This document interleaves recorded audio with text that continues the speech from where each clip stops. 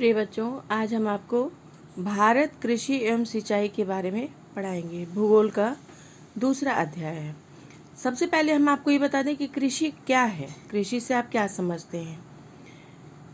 कृषि से तात्पर्य केवल खेती या फसलें उत्पन्न करना ही नहीं होता। कृषि के अंतर्गत पशु पालन, मुर्गी पालन, मधुमक्खी पालन, रेशम कीट पालन, बागवानी, मत्स्य पालन सभी कुछ आते हैं। सही और सरल शब्दों में हम ये कह सकते हैं कि आपने कभी अपने गांव के आसपास या पास पड़ोस में खेतों में काम करते हुए कुछ लोगों को देखा होगा, कुछ लोगों को फसल बोते हुए देखा होगा, अनाज घर लाते हुए देखा होगा। अपने घर के आसपास भी खेती खलिहान की चीज़ें आपने देखी होंगी। ये सभी घर के पास पड़ोस वालों का ये व्यवसाय है जिसे हम कृषि कहते हैं। कृषि हमारे देश की सबसे पुरानी और महत्वपूर्ण आर्थिक क्रिया है। यह हमारे देश के आर्थिक विकास में बहुत महत्वपूर्ण स्थान रखती है। मनुष्य अपनी आवश्यकताओं की पूर्ति के लिए जिन पौधों को उगाता है उन्हें फसल कहते हैं। पशुपालन के अंतर्गत वे पशु और पक्षी शामिल होते हैं जिन्हें मनुष्य अपने उपयोग के लिए पालता है। वानिकी और मत्स्य पालन को भी कृषि के अंतर्गत रखा जाता है। पहले से आज में खेती करने के तरीकों में बहुत अंतर आया है। पहले लोग हाथों से, बैलों से ऐसे खेतों को जोते थे, अब वो खेती का कार्य ट्रैक्टर के साथ करते हैं। पहले कुएं या नलकूप से जो है हाथों से कुछ ऐसे कढ़ाई या कुछ ऐसा बर्तन उपयोग करते थे जिससे पानी भरते थे अपने खेतों में। लेकिन आज जो है नलकूपों ने इलेक्ट्रिक ने सहारा ले लिया है। तो इस प्रकार से हम कह सकते हैं कि ट्रैक्टर कृषि का आधुनिक उपकरण है। चलिए हम देखते हैं कि गांव में लोग खेती करते हैं तो इसे कौन कौन सी आवश्यकताओं की पूर्ति होती है। जो कृषि केवल स्थानीय आवश्यकताओं की पूर्ति के लिए की जाती है उसे निर्वाह कृषि कहा जाता है। जिस कृषि का मुख्य उद्देश्य बाजार में फसल बेचना ही हो उसे व्यापारिक कृषि कहा जाता है। इसे फसल विशिष्टीकरण भी कहते हैं। हमारा भारत एक कृषि प्रधान देश है। हमारे देश में लगभग 55% लोग कृषि पर निर्भर करते हैं। देश की कुल राष्ट्रीय आय का लगभग 17% कृषि से प्राप्त होती है। विभिन्न प्रकार की जलवायु तथा विभिन्न मिट्टियों के कारण देश में लगभग सभी प्रकार की फसलें उगाई जाती हैं। तो इस प्रकार से देश में पैदा होने वाली फसलों को हम 3 वर्गों में रखते हैं। खाद्यान्न फसलें जैसे गेहूँ, चावल, जौ, चना, मटर, दाल, ज्वार, बाजरा इत्यादि। नगदी फसलें गन्ना, कपास, जूट, तिलहन, तंबाकू इत्यादि। पीने या बागान वाली फसलें जिसे हम पेय या बागाती फसलें कहते हैं जैसे चाय, कहवा, रबड़, गरम मसाले इत्यादि। आपने अपने गांव के आसपास के लोगों को अलग अलग समय में अलग अलग फसलें बोते और काटते देखा होगा। बोने और काटने के समय के आधार पर हमारे यहाँ कई प्रकार की फसलें उगाई जाती हैं।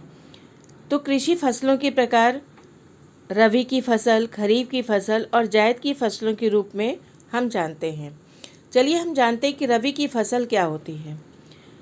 रबी की फसल जाड़े में प्रारंभ की जाती है, यानी जाड़े के समय में इसको बोना और ग्रीष्म ऋतु के समय में ये काटते हैं। ये उपजे कौन सी फसलें होती हैं? गेहूँ, चना, जौ, मटर, सरसों, अलसी इत्यादि। रबी की फसल आपने जाना। अब खरीफ की फसलों के बारे में जानते हैं। खरीफ की फसल वर्षा ऋतु के समय में इसे बोई जाती है और शीत ऋतु के प्रारंभ में इसे काटा जाता है। जैसे धान, मक्का, ज्वार, मूंग, जूट, मूंगफली इत्यादि। जायद की फसलें क्या होती हैं? इनका समय मार्च अप्रैल में होता है। ये मार्च अप्रैल में इनकी उपज तैयार हो जाने के कारण ये उस समय न ज़्यादा गर्मी होती है न ज़्यादा ठंडी होती है, उस समय इसे प्राप्त किया जाता है। जैसे तरबूजा, खरबूज, ककड़ी इत्यादि। मौसमी सब्जियां हर समय प्राप्त होती हैं। आइए अब हम जानते हैं कि जो ये चावल, गेहूँ, दाल, गन्ना, चाय, कॉफ़ी, कपास, जूट इत्यादि के उत्पादक क्षेत्र कौन कौन से हैं। अधिक गर्मी, अधिक पानी और उपजाऊ चिकनी मिट्टी इन लोगों को चाहिए होता है।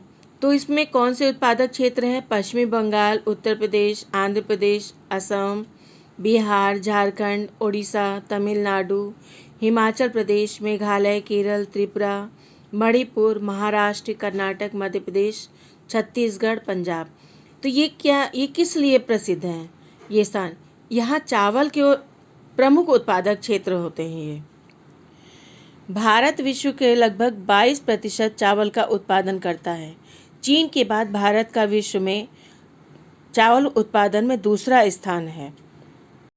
अब हम गेहूं उत्पादक क्षेत्र के बारे में पढ़ेंगे। उत्तर प्रदेश, पंजाब, मध्य प्रदेश, हरियाणा, राजस्थान, महाराष्ट्र ये गेहूं अधिकता वाले क्षेत्र हैं। यहाँ पे गेहूं का उत्पादन अधिक उसमें होता है, क्योंकि इसके लिए दोमट मिट्टी, सामान्य वर्षा और सिंचाई की आवश्यकता होती है। पकते समय इन्हें गर्मी चाहिए होती है।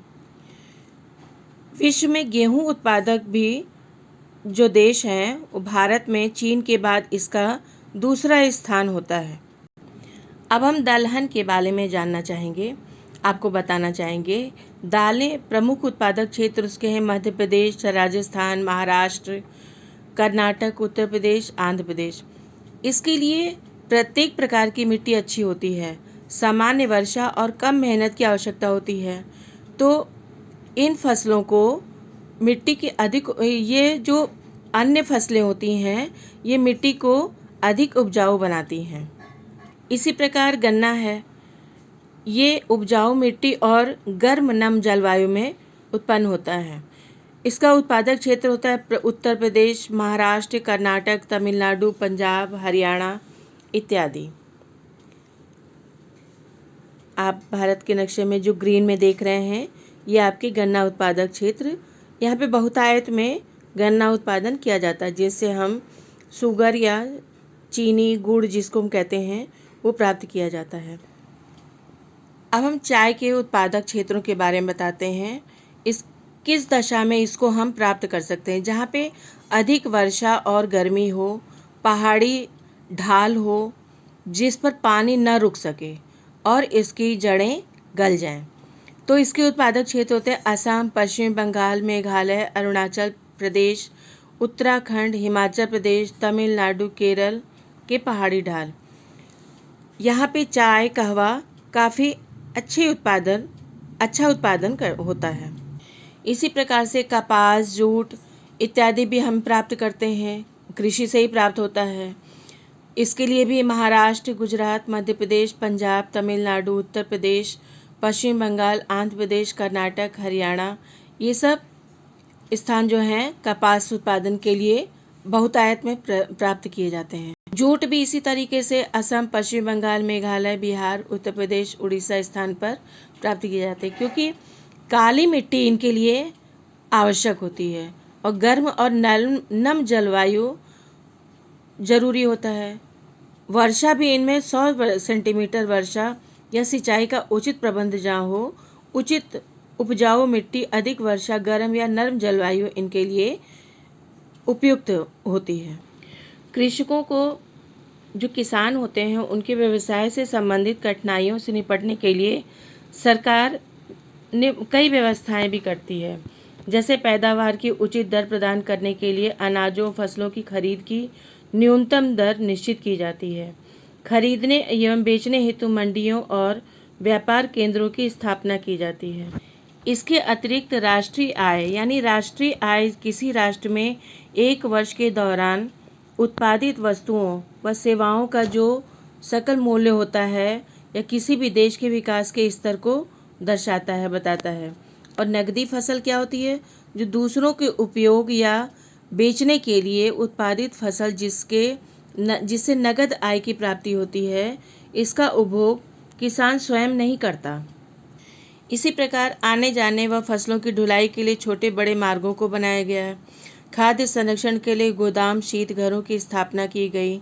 किसान क्रेडिट कार्ड बनाकर किसानों को ऋण उपलब्ध कराया जाता है। विभिन्न प्रकार की फसल बीमा योजनाओं का भी संचालन किया जाना, ये सब सरकार के अपनी योजनाएं हैं। चलिए अब हम सिंचाई के बारे में पढ़ते हैं। आपके गांव में सिंचाई के कौन कौन से साधन हैं? हर जगह अलग अलग साधन होते हैं।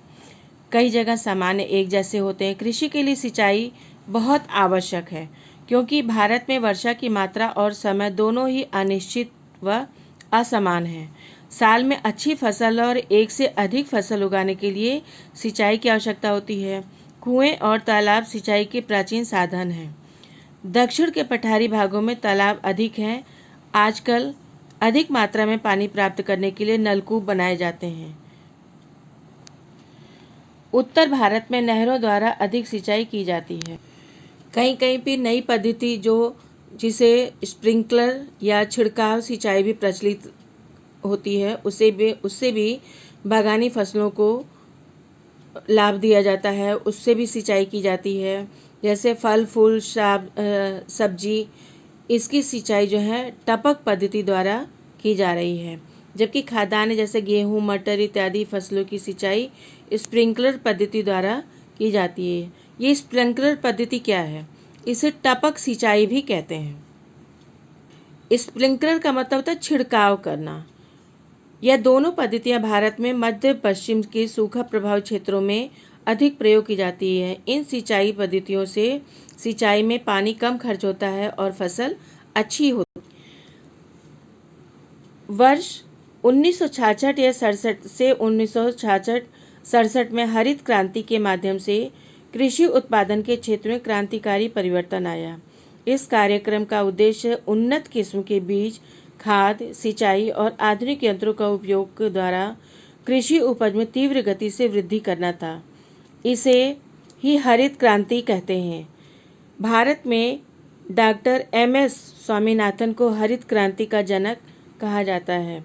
हरित क्रांति की कुछ लाभ भी हैं। अधिक उपज के लिए सुधरे हुए उन्नत बीजों का प्रयोग होने लगा। गेहूं की उन्नत किस्मों जैसे सरबती, सोनारा, कल्याण, सोना, हीरा और धान की अन्य किस्मों की IR, ताइंगचुंग, 85, जया, पद्मा, पंकज, ये सब आपके नाम हैं धान के। इनकी अच्छी उपज के लिए बीज उपलब्ध कराया गया। रासायनिक खादों जैसे ammonium sulphate, urea, super phosphate, potassium sulphate, di ammonium phosphate तथा पोटेशियम नाइट्रेट का विकास व उपयोग किया गया। जैविक खादों का उत्पादन बढ़ाया गया, जैसे कंपोस्ट की खाद, हरी खाद जिसे सनई ढांचा को सड़ाया जाता है, नीम की खली इत्यादि। तो इनसे और इसके अतिरिक्त रासायनिक कीटनाशक दवाओं का प्रयोग करना, कृषि यंत्र जैसे ट्रैक्टर, थ्रेशर आदि का प्रयोग करना, फसलों की सिंचाई के लिए नलकूप, नहरों और तालाब आदि बनाने का कार्य किया गया। इन सब के प्रयोग द्वारा उत्पादन बढ़ाने का प्रयास ही हरित क्रांति है।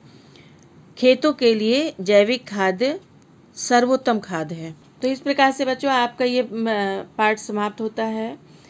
कृषि और सिंचाई के बारे में आपने पढ़ा और समझा।